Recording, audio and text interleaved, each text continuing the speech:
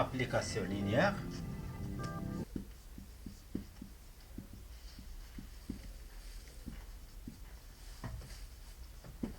Suite. La dernière fois, on a stoppé sur l'exemple f qui va de R3 vers R3 qui a x, y, z. On fait correspondre x moins y, y moins z, z moins x. Et on a trouvé que ker de f est engendré par le triplet 1, 1. Im de f, c'est vectoriel. Donc 1, 0, moins 1, moins 1, 1, 0, et 0, moins 1, 1. On a trouvé une relation de dépendance linéaire entre ces trois vecteurs. Donc on a trouvé que ces trois vecteurs sont liés. Donc on a montré que les trois vecteurs 1, 0, moins 1, moins 1, 1, 0, 0, moins 1, 1 sont liés. On a choisi deux vecteurs parmi ces trois. Donc, ce que vous voulez. Donc, les deux premiers, les deux derniers, ou bien le premier et le troisième. Donc, on a montré que alpha 0 moins 1 plus bêta si alpha plus bêta moins 1, 1, 0 est égal à 0, 0. Alors, donc vous avez alpha moins bêta, vous avez bêta, et vous avez moins alpha est égal à 0, 0. Ça donne alpha est égal à bêta est égal à 0. Donc, les deux vecteurs, donc 1, 0, moins 1, moins 1, 1, 0, sont linéairement indépendants.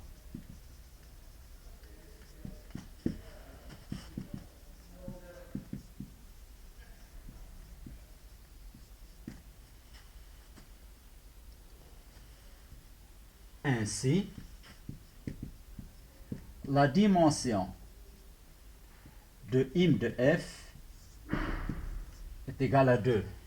Parce que ces deux vecteurs, bien sûr, le troisième est une combinaison linéaire des deux premiers. La dimension de im de f est égale à 2.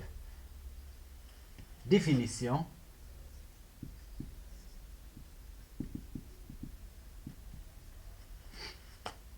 Soit E un espace vectoriel sur R. U1, U2 jusqu'à UN, une famille de vecteurs de E. Alors, cette définition, donc, c'est une généralisation donc, de ce qu'on a trouvé tout à l'heure sur cet exemple. E, un espace vectoriel, U1 jusqu'à UN, une famille de vecteurs de E. On appelle rang de la famille U1, U2 jusqu'à UN le nombre maximum de vecteurs linéairement indépendants de cette famille. qu'on peut extraire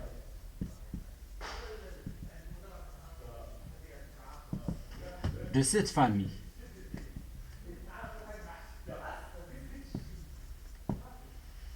On le note, rang de U1, U2 jusqu'à UN, RG de U1 jusqu'à UN.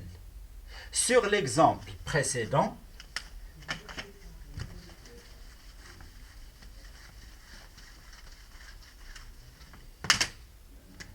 ainsi, donc, exemple, sur l'exemple précédent,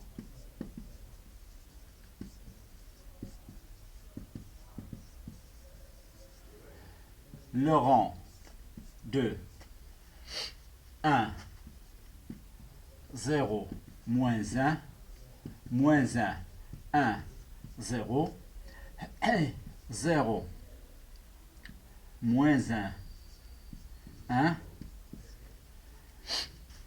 est égal 2.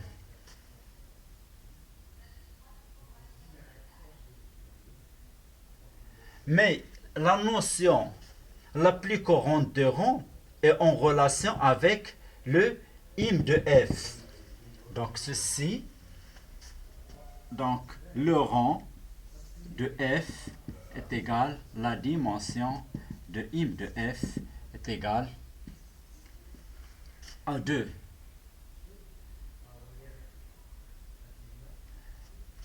Pourquoi le rang, donc soit E1 jusqu'à En, une base de E. Im de f, c'est l'ensemble des f de U dans E. F va de E vers F, un espace vectoriel. U appartenant à E et E1 jusqu'à En est une base de E. Par suite, ceci c'est F de alpha 1 E1 plus alpha 2 E2 plus alpha N En. Alpha 1, alpha 2 jusqu'à alpha N sont des réels quelconques. Ceci est égal alpha 1, donc alpha 1, f de E1, alpha plus alpha 2, f de E2, plus alpha n, f de En. Alpha 1, alpha 2, jusqu'à alpha n, parcourt R entier. Ceci, ce n'est que l'ensemble de toutes les combinaisons linéaires de f de E1, f de E2 jusqu'à f de En. Par suite, im de f, c'est l'espace vectoriel engendré par f de E1 jusqu'à f de En. Par suite, im de f, c'est l'espace vectoriel engendré par f de E1, f de E2, f de En. Donc, la dimension de im de f, c'est le nombre maximal de vecteurs linéairement indépendants qu'on peut extraire de cette famille. Si cette famille, par exemple, est linéairement indépendante, donc im de f, c'est visiblement est égal à n. Sinon, on peut enlever des éléments qui sont combinaisons linéaires d'autres. Donc, le im de f, c'est le rang de ceci. Donc, ainsi, la dimension de im de f, c'est le rang de f de E1, f de E2, jusqu'à f de En. Et on note par abréviation,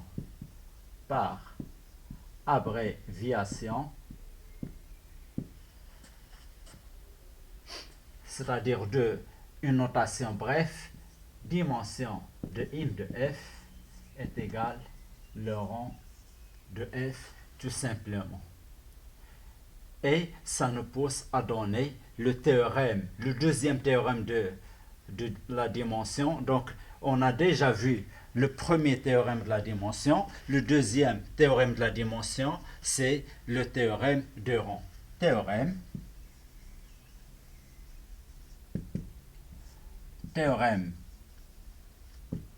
du rang ou deuxième théorème de la dimension.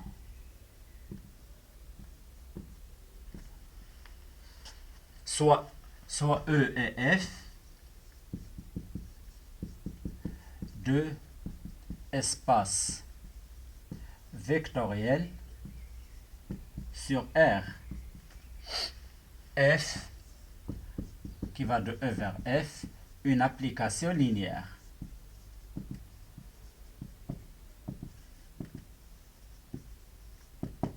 Alors,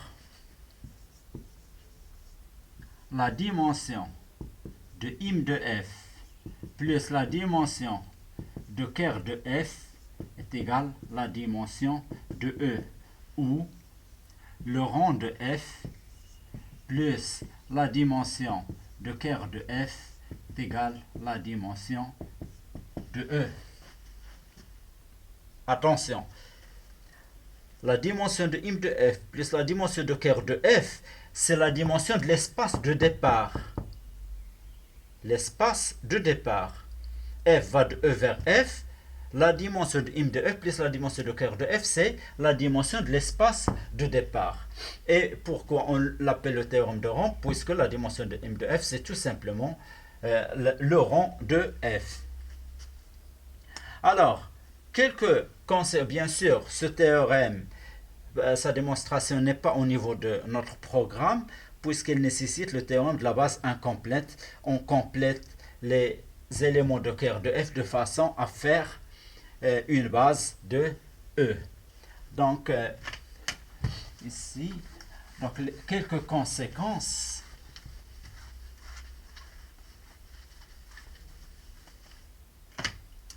Donc, sur l'exemple précédent,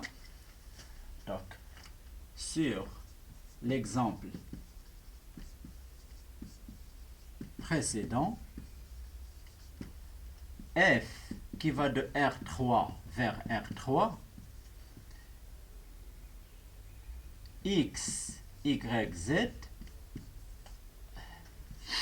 on a x moins y, y moins x, y moins z, pardon, et z moins x. On a trouvé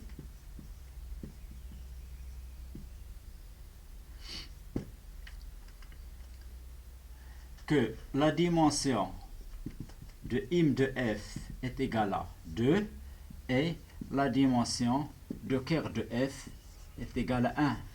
Et ça fait dimension de im de f plus la dimension de ker de f est égale à 2 plus 1 est égal à 3. C'est la dimension de R3.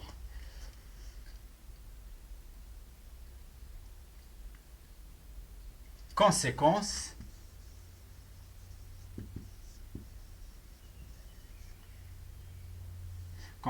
avec un S, puisque on a deux conséquences. La première conséquence, si f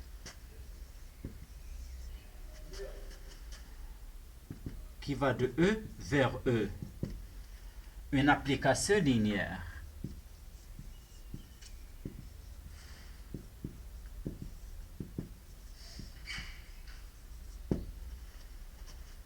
on a dit que une application linéaire qui va d'un espace vectoriel vers lui-même s'appelle un endomorphisme. Donc f est un endomorphisme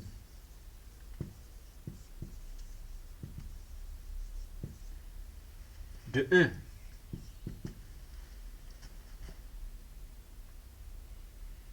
Alors pourquoi les endomorphismes ont une grande importance comme conséquence de ce théorème?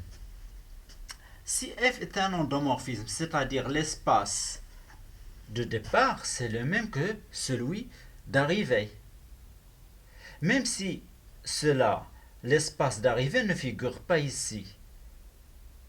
Vous avez le rang de F plus la dimension de cœur de F est égale à la dimension de E.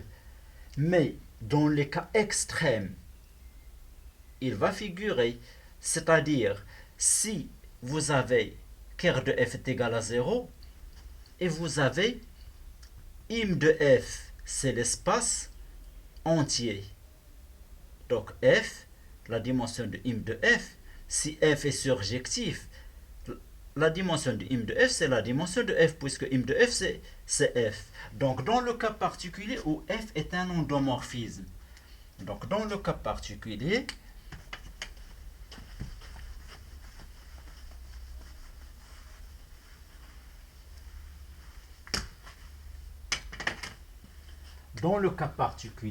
où F est un endomorphisme, on a si F est surjective,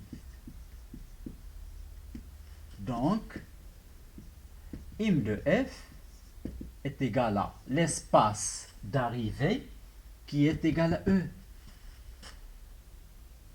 Par suite,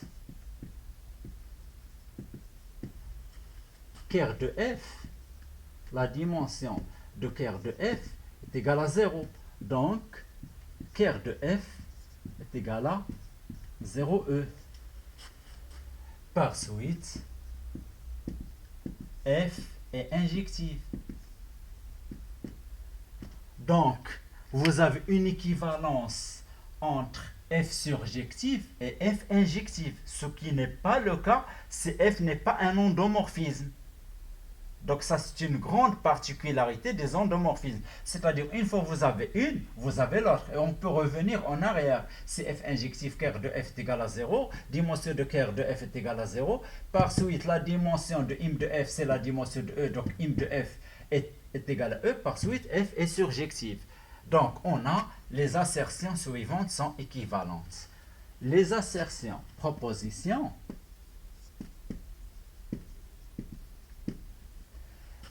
les assertions suivantes sont équivalentes si F est un endomorphisme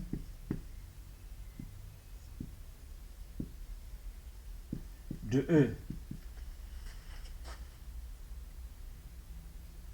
La première assertion, cœur de F est égal à 0. La deuxième assertion, F est injective. Alors ceci, on l'a toujours. Mais la troisième, F surjective. Quatrième, on l'a toujours. Si F surjectif, 3 est équivalente à 4, im de F est égal à E. La cinquième, F bijective, si elle est injective, elle est surjective. Donc F bijective. F bijective. Et la sixième, l'image d'une base de E par F est une base de E. Ceci, on va le voir. Donc, ceci, on va le voir sur l'exercice numéro 4 sur les applications linéaires.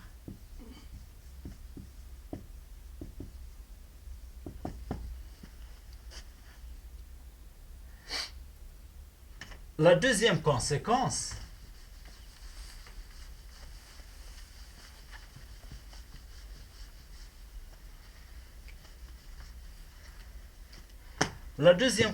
du théorème de la dimension. F qui va de R2 vers R, par exemple. Donc F, une application linéaire.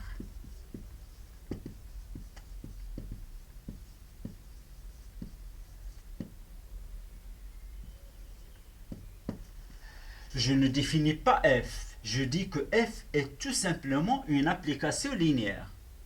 N'importe quelle application linéaire qui va de R2 vers R. Donc R2 vers R. F, je dis que F n'est pas injective. Je n'ai pas défini F. N'importe quelle application linéaire qui va de R2 vers R. Choisissez n'importe quelle application. F n'est pas injective. Pourquoi? Je vais utiliser, en utilisant le théorème du rang, on a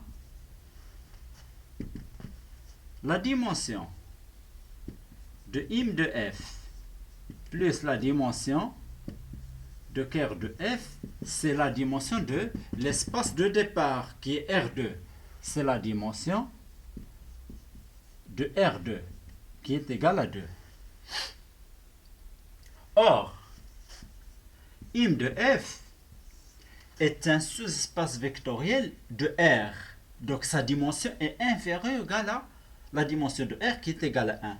Or, im de f est un sous-espace vectoriel de R.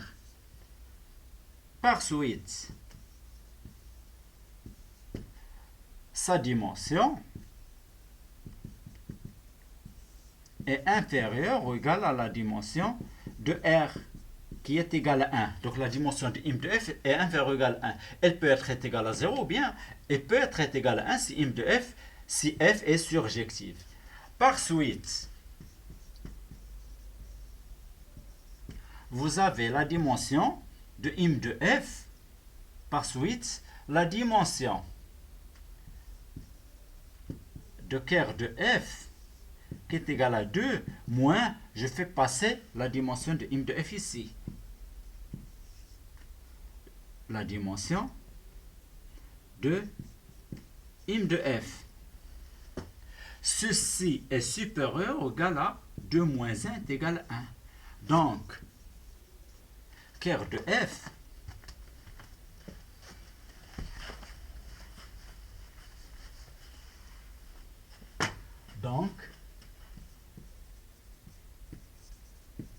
ker, la dimension de ker de f est différent de 0. Par suite, ker de f lui-même est différent de, bien sûr, le 0 de R2 qui est égal à 0, 0. Donc, f n'est pas injective.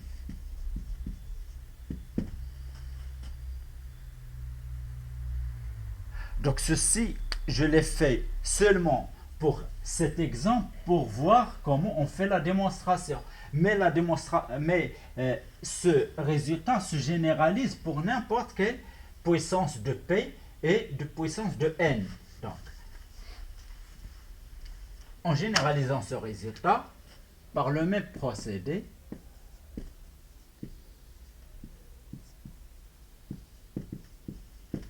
on généralise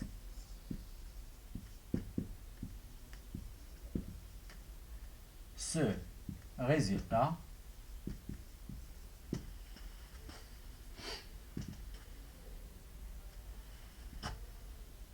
f, soit f qui va de R n vers R P. Une application linéaire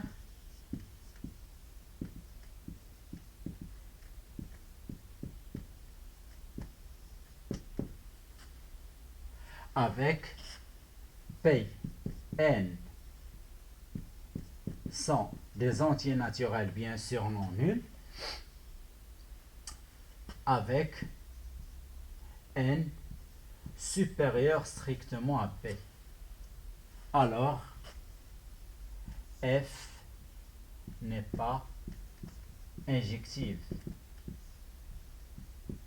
Par le même procédé, vous faites la dimension de im de F par la dimension de cœur de F et à la fin, vous avez la dimension de cœur de F, c'est supérieur ou égal à N moins P qui est supérieur strictement à 0. Donc, cœur de F n'est pas et la dimension de cœur de F est différente de 0. Par suite, F ne peut pas être injectif. Alors, F n'est pas injective. Donc, F, une application linéaire qui va d'un espace, d'un grand espace vers un petit espace, donc, ce qu'on appelle les projections. Donc, les projections, F est une projection et les projections ne sont pas injectives.